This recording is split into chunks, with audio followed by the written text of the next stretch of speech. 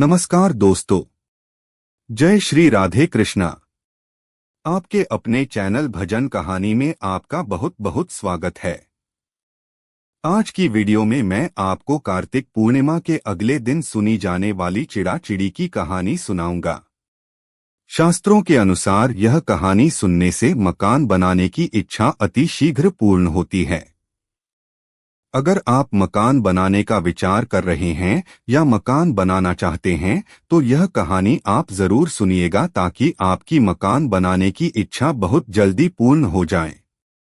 कार्तिक स्नान जो करते हैं वो तो यह कहानी जरूर सुनते ही हैं, लेकिन अगर आपने कार्तिक स्नान नहीं भी किया है तो भी अपनी मकान बनाने की इच्छा पूर्ण करने के लिए आप यह कहानी जरूर सुनिएगा। कार्तिक पूर्णिमा के अगले दिन आप घर पर या मंदिर में जहां पर भी यह कहानी सुने उस जगह को साफ कर लीजिएगा।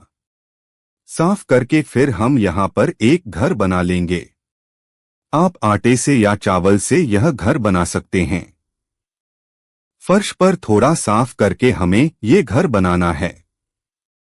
आपके घर के आसपास कोई मंदिर है, अगर आप मंदिर में जाते हैं तो वहां पर घर बना लीजिएगा, और अगर आप मंदिर नहीं जा पाते हैं तो अपने घर पर भी आप इस तरह से मकान बना लीजिएगा और उसके बाद आप यह कहानी सुनिएगा। जितना बड़ा आप अपने लिए मकान बनाना चाहते हैं उतना बड़ा मकान हमें बनाना है। अब मकान के बीच में हमें चिड़ा चिड़ी को बिठाना है। तो आटे से हम लोग चिड़ा चिड़ी बना लेंगे। तो यहाँ पर कोई विशेष आकृति बनाने की जरूरत नहीं, सिर्फ ऐसा लगना चाहिए कि हाँ चिड़िया और चिड़ा बैठा हुआ है। पक्षी की आकृति हमें बनानी है। तो यहाँ पर हमने चिड़ा बना लिया है। चिड़ा को हम बिठा देंगे, फिर हम चिड़िया बना लेंगे। मकान के बिल्कुल बीचों बीच हमें चिड़ा चिड़ी को बिठा देना है। उसके बाद फिर हमें इनका पूजन करना है और कथा सुननी है। कार्तिक पूर्णिमा के अगले दिन यानी पड़वा को आप यह कथा सुबह के समय भी सुन सकते हैं या आप चाहे तो शाम के समय भी आप यह कथा सुन सकते हैं।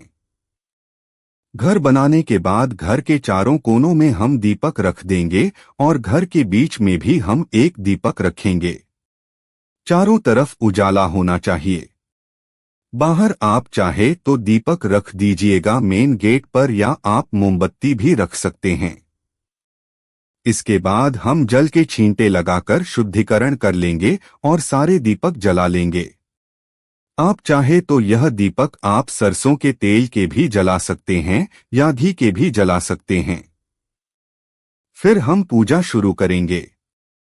तो सबसे पहले हम वस्त्र रूप में कलावा समर्पित कर देंगे।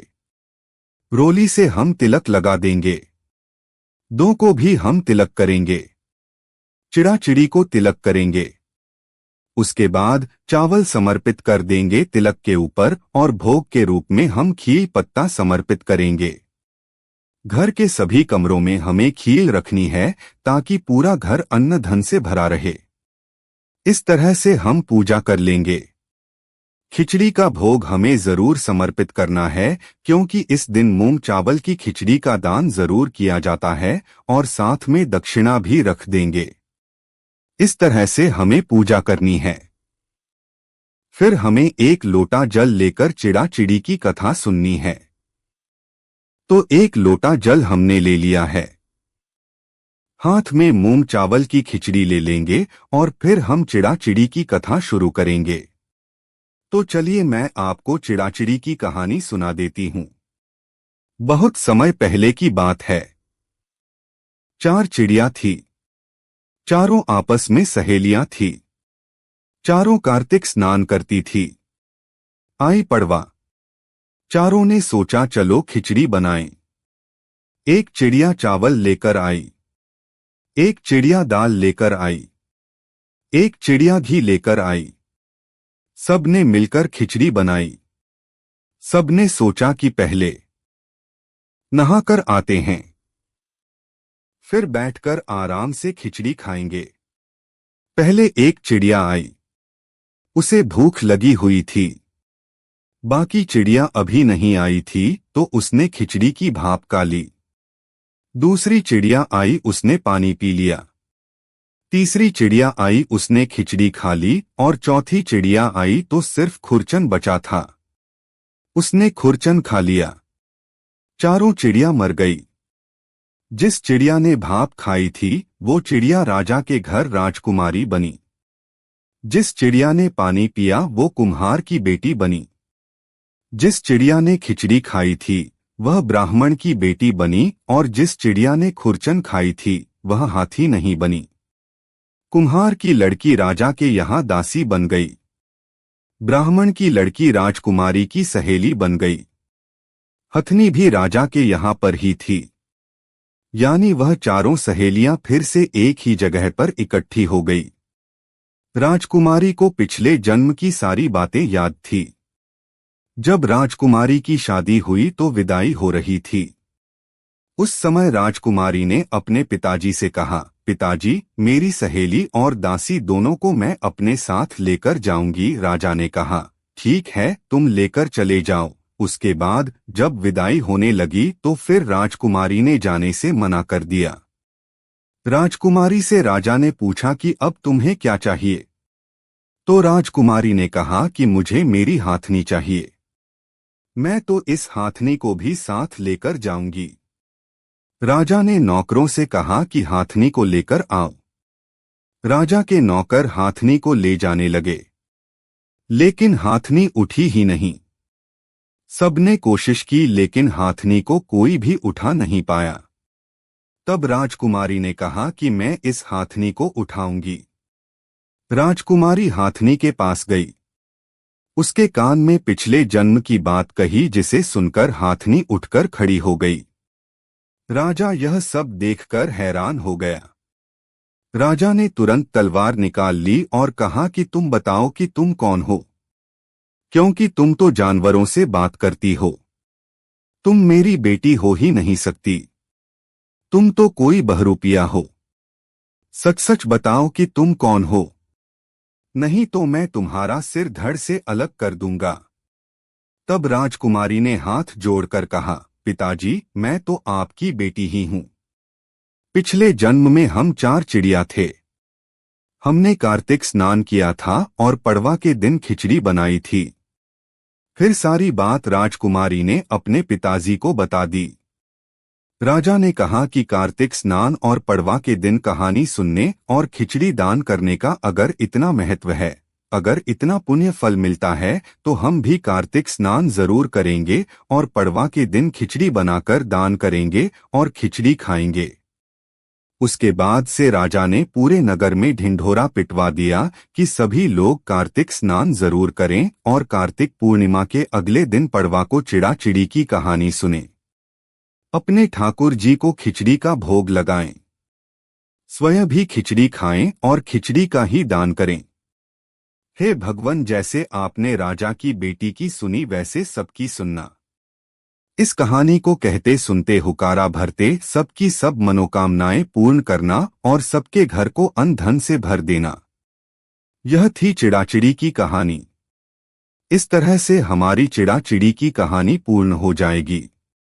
कहानी सुनने के बाद जो हमने चावल की खिचड़ी हाथ में ली है वो हम चिड़ाचिड़ी को और जल के लोटे में डाल देंगे। बाकी जो चावल है वो हम जो दान करने वाली खिचड़ी है उसी में डाल देंगे। तो इस तरह से हमें कहानी सुननी है। कहानी सुनने के बाद हाथ जोड़कर प्रार्थना करेंगे, हे भगवान, जैसे सबकी मनोकामना पूर्ण हुई वैसी हमारी मनोकामना पूर्ण करना और कोई गलती रह गई हो तो हमें क्षमा करना। इसके बाद जो जल का लोटा है यह हम सूर्य देवता को अर्घ दे देंगे और जो खीर पता का हमने भोग समर्पित किया है इसको प्रसाद के रूप में सभी को हम बांट देंगे। इसके साथ ही जो खिचड़ी और दक्षिणा हमने चढ़ाई है यह हमें दान करनी है। पड़वा के दिन आप खिचड़ी बनाकर भी दान कर सकते हैं या खिचड़ी को कच्चा भी दान कर सकते हैं। कच्चे चावल और मूंग लेकर वह भी दान कर सकते हैं। खिचड़ी का दान आप इस दिन जरूर कीजिएगा और अपने ठाकुर जी को भी इस दिन आप खिचड़ी का भोग लगाइएगा। स्वयं भी खिचड़ी का सेवन जरूर। और जैसा कि मैंने आपको बताया कि कार्तिक पूर्णिमा के अगले दिन पड़वा को आप चाहे तो सुबह यह कहानी सुन सकते हैं, या आप चाहे तो शाम के समय भी यह कहानी सुन सकते हैं।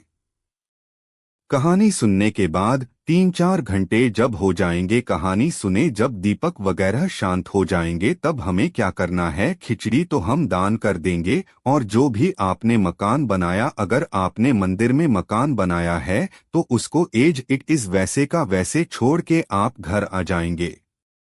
लेकिन अगर आपने घर पे मकान बनाया है तो कहानी सुनने के 4 घंटे बाद, कुछ समय बाद, आप यह मकान जो है वह साफ कर लीजिएगा।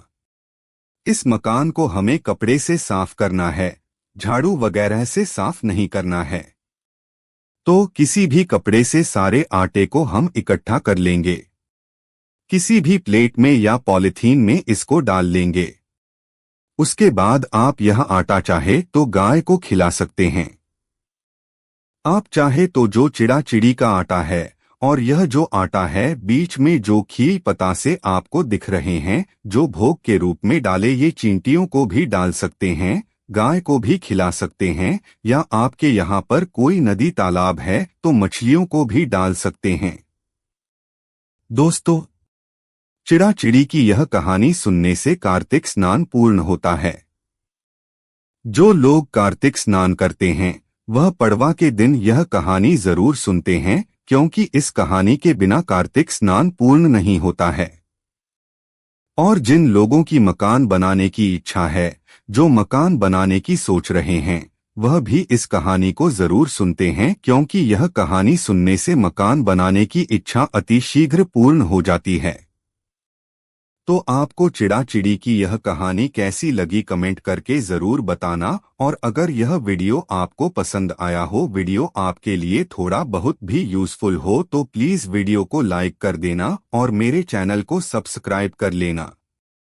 भगवान आपकी मकान बनाने की इच्छा अति शीघ्र पूर्ण करें।